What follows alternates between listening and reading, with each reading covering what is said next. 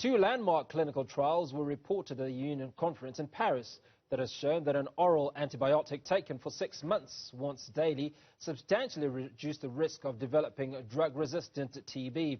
Researchers from the Desmond Tutu TB Centre at Stellenbosch University announced that the antibiotic levofloxacin safely reduced the risk of multi-drug-resistant tuberculosis disease in children by 56%. For more on this conversation, we're joined by Professor Anneke Hesseling, Director of the Desmond Tutu TB Centre at Stellenbosch University's Faculty of Medicine. Anneke, thanks for your time this evening. Now, what is the current global scenario regarding tuberculosis in children, and how does it contribute to child mortality, especially those under 5 years of age? Yes, thanks, Hugo. It's lovely to join you tonight. So tuberculosis remains one of the top 5 killers of children below the age of 5 years of age globally, along with diseases such as pneumonia, diarrheal disease, and others. And so this is really an important killer of kids globally and also among South African children. In South Africa, tuberculosis remains and is the biggest cause of death amongst our citizens. And where you see tuberculosis in adults, you also see it in kids. So it really remains a huge problem. And multi-drug resistant tuberculosis is unfortunately an increasing problem and increasingly also affects children. And so we have about 1 out of 20 cases in South Africa of people diagnosed as TB actually have multi-drug resistant TB. And so since in South Africa we actually have a very young population, so a broad population pyramid, we have a lot of kids. And so we also expect to see a lot of kids with TB, including with multi-drug resistant TB, and especially amongst the youngest kids, those below the age of 5 years. Anneke, where is TB most prevalent, or TB deaths most prevalent on the globe? So the WHO, World Health Organization, has these so-called high burden countries, and so that's actually when you have the most cases of TB. So you can imagine that countries like China and India, because of their population, has a massive burden of TB. But if you look at the actual rate, the incidence rate of TB cases, countries like South Africa have some of the highest rates in the world. So that is actually the number of new cases per population rate. And so South Africa has an extremely high rate of tuberculosis. And unfortunately, we also high burden with regards to number of people that have TB that are living with HIV. And we also are high burden with regards to people who have TB that have multi-drug resistant tuberculosis. So in terms of the top 3, the big 3, we are right there, proudly South African. And obviously when you have TB in adults and in families and you have kids around, you're going to have TB in kids. So let's talk about some developments. And in what ways does the child-friendly fruit flavor tablet form of the preventative drug enhance its usability and effectiveness? Yeah, that's a great question. I think in general, in the TB world, people were quite happy to just have medicines that worked. And increasingly, we recognize that if you want people to take these medicines, they really have to be patient-friendly. If kids need to take this, it actually need to be child-friendly. And so we feel, and I think it's very clear, that if you have medication that is easier to take, that doesn't taste foul, and that doesn't have disgusting side effects, that it's going to be easier to take those meds and finish them. So the acceptability of medications or a regimen of treatment will actually affect how people experience the treatment, but also will affect what their adherence is to that treatment, and so that they may be more likely to complete that treatment than if it is foul and it has really bad side effects. And so the medication we tested here was an antibiotic that we already use to treat MDR TB in adults and kids called levofloxacin. And we used this in a very widely available formulation type to see whether this could actually prevent TB in young kids who've been exposed in the household to an adult with MDR TB. And we specifically now have the regular formulation of this tablet, so the adult tablet, but we also now have a more child-friendly formulation. And this child-friendly formulation is basically a smaller pill that is easy to break in half or dissolve in water if it's a baby. And it actually doesn't taste foul. These drugs are often really bitter and are really disgusting to take. And I personally make a point of tasting every single medication we give to kids. and they often are really disgusting. So I think it's really important that we recognize that everyone who is affected by TB or HIV needs to have person-friendly or patient-friendly formulations and things that taste good and that are actually they're able to take.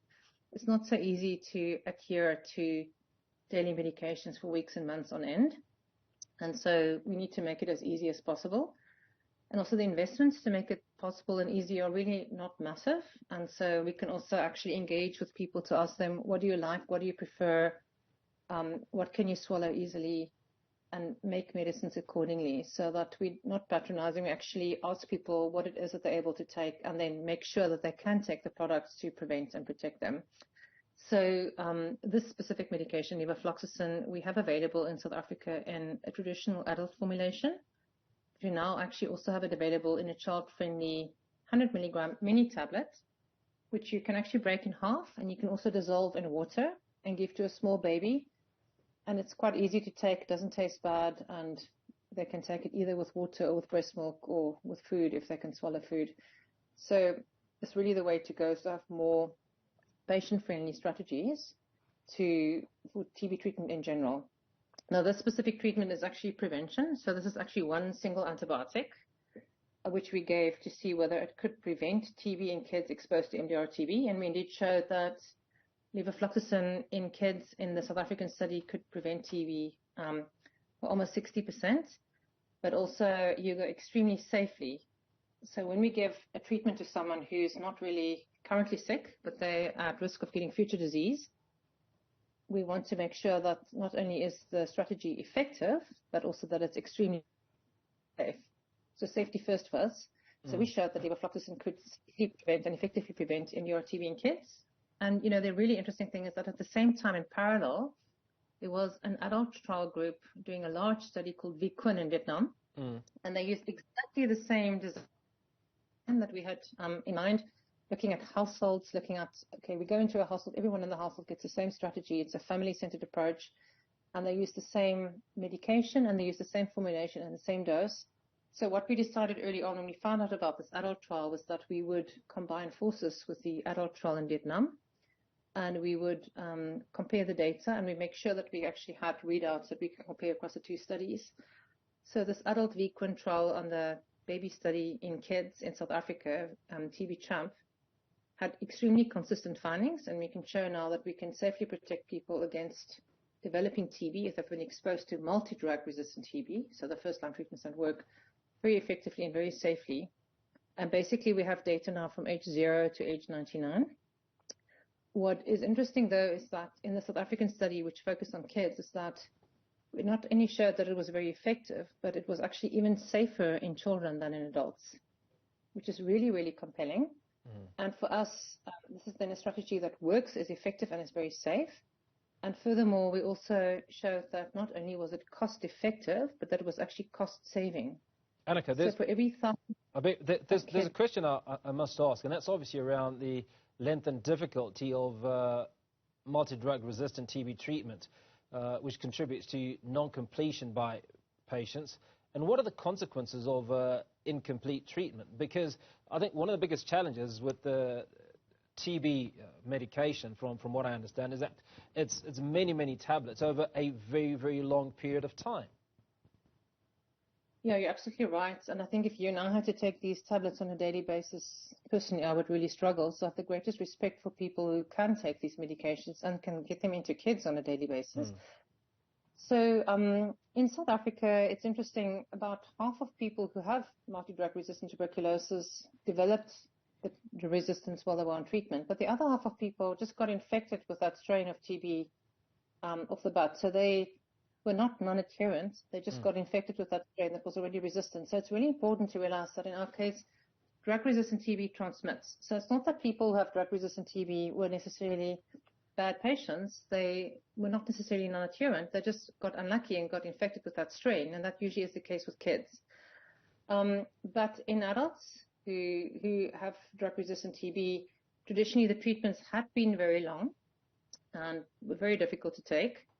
That has changed dramatically. So in South Africa, we're very progressive. And since 2018, we're really not giving people these long regimens. And now we have a 6-month all-oral regimen. which means that people with drug-resistant TB adults can get 6 months of antibiotics and be cured like normal drug-susceptible TB. But it's still, I think, the medication is only the one aspect of these people's lives. So we realize that there are many other issues ongoing, and taking the TB medication is just one thing that they need to worry about. If you don't have food to eat, then taking your meds is really not that easy. If you're worried about your child and about safety, it's really not that easy. So people drug-resistant TB in South Africa are extremely vulnerable. They're kind of really the most marginalized. There's a lot of stigma surrounding TB and drug-resistant TB. And so taking the meds sounds easy, but people need a lot of support to be able to do this well.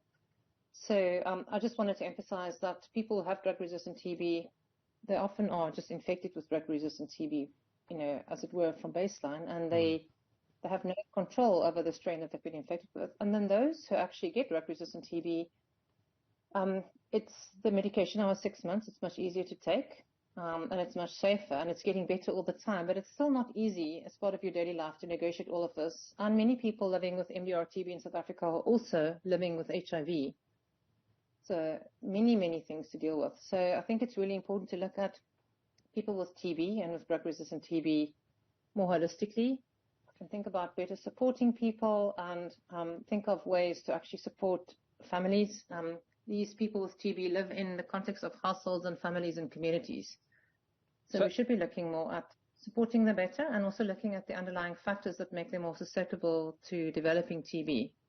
So if an individual has HIV and also has TB and they're taking these meds, just how many tablets are they taking at any given time? So for a child, because we don't have, and even for adults, we don't have what we call fixed dose combinations. So for normal TB, susceptible TB, would be very few tablets, because we take these tablets and they've been put into a fixed dose combination, so they're kind of a combination tablets. For drug-resistant TB, it may literally be a handful of pills, but I wanted to emphasize that is dramatically better than even 3 or 4 or 5 years ago when we had massive handful of pills. So for kids, they might actually have to take... Sorry, Anneke, just give us a comparison of a few years ago. I mean, if you're talking... so let's go back 5 years and just to do an assessment of just how much progress has been made. The individual with TB and HIV 5 years ago, what would they be consuming in terms of tablets versus the average individual who has the same conditions today? Yes, I'm going to talk about drug-resistant TB specifically, because that's, I think, where we've had the most advance. And so South Africa has been extremely progressive and pioneering in this regard. South Africa decided in 2017, 2018 that we will not be giving people injectable medications anymore for MDR TB.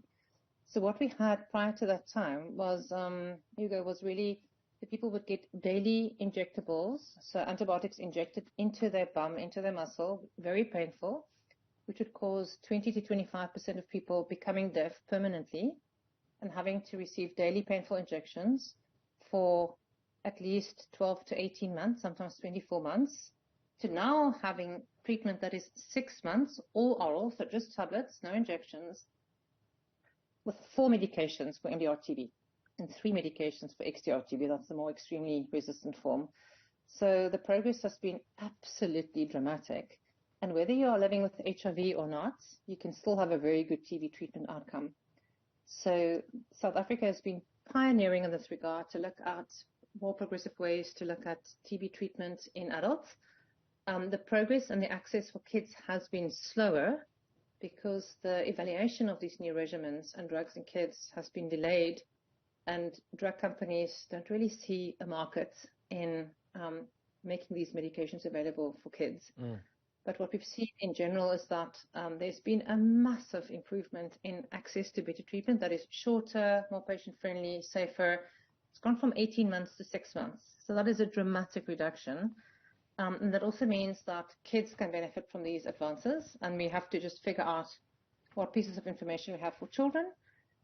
In fact, in children in general, when you diagnose them and when you start treating them, they actually do extremely well with MDR TB. So the challenge for us is really in finding these kids, getting them onto the right treatments, and they do extremely, extremely well. So there's really a lot of good news. But for us, I think treating is good and we can have good outcomes, but we really want to prevent more than we really want to treat, because prevention is always better for us than cure. It certainly is. Professor Anneke Hesseling, appreciate your time this evening, Director of the Desmond Tutu TB Centre at Stellenbosch University's Faculty of Medicine.